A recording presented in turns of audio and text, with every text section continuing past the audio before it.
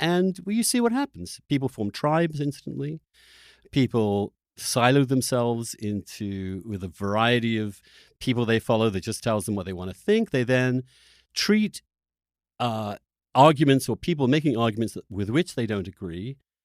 They find ways to discredit or delegitimize the author, not the actual argument. So that the number of times I've heard people say, well, you would say that you're white. And that's it. Not you're wrong because you got this wrong. And maybe your own experience is just, no, it's like you got that wrong because you're a white racist asshole. And that or just leave out all of that and say you're a white racist asshole. That is the argument. Yes, that is the argument. And that's what people think is an argument. And certainly I would say for the under 30s or under 35s at this point, that is the kind of argumentation they are used to. All they do when you present an argument is instantly figure a way out how your identity just removes you from any legitimacy in this conversation. Well, I've listened to lots of these podcasts. I love this show. I'm so honored to be on it. It's one of my little life goals. But one of the things I've learned is that Andrew will always find a way to be pessimistic. If he possibly can find a way to be pessimistic, he will. So I'm just going to counter that for fun today. Okay. The book is hopeful. I know it is. It's guardedly optimistic. I think it's absolutely, in that sense, unpersuasive.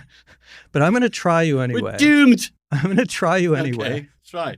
Cheer me up about Twitter. Tell me how we can I'm reform going to say Twitter. It's not automatic that we, the forces of organized civil conversation, triumph over the forces of nihilism and epistemic chaos that are engulfing us. It's not a given, but we can, I think.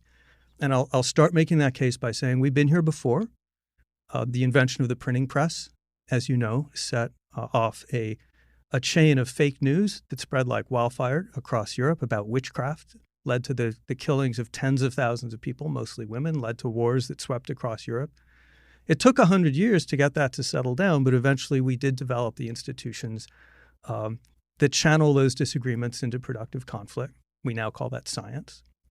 We saw this in the United States in the way the media operated in the 19th century. Fantastically partisan, fantastically, it was full of fake news. And that was largely technologically driven. You had the invention of the penny press, which went after eyeballs. It was subscription-based, so the more crazy you sounded, the more people you got to sign up. And then the invention of offset printing, which allowed these huge empires like Hearst to form. And they loved outrage. That was yellow journalism. How do we deal with that? Well, we built some institutions and guardrails. And some people, again, I always emphasize, it's conscious. Institution building is conscious. So a lot of people said enough of this. This warfare is getting us nowhere. It's just all making us hostile. It's making us demented. So you get the foundation of the American Society of Newspaper Editors. The first thing it does is promulgate ethics codes, the same codes that you and I were taught in our journalism career. Double sourcing, checking back for comment, the whole editorial structure, making corrections. You got journalism schools. And within a couple of generations, you had Walter Cronkite. You had a fantastically, by historical standards, good media structure. So here's the question.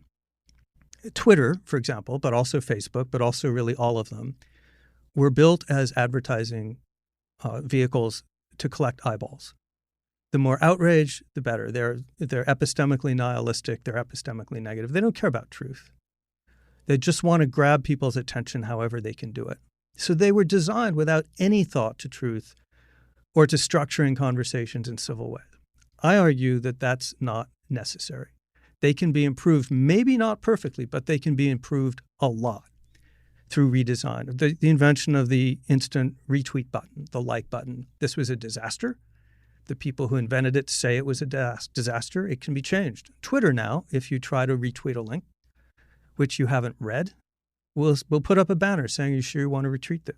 It's small, but it's the kind of experiment which over time can generate changes in the way these platforms function. We'll see if it works.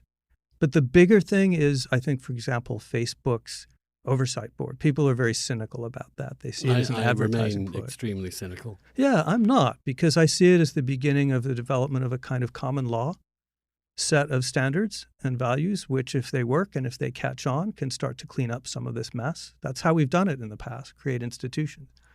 The International Fact Checkers Network, which has really sprung up in the last 5 years and growing by leaps and bounds, is creating an infrastructure to find and check fake news, which then these platforms can plug into. There are problems with that. None of these things are perfect, but here's the thing. They don't have to be perfect. They just have to be better.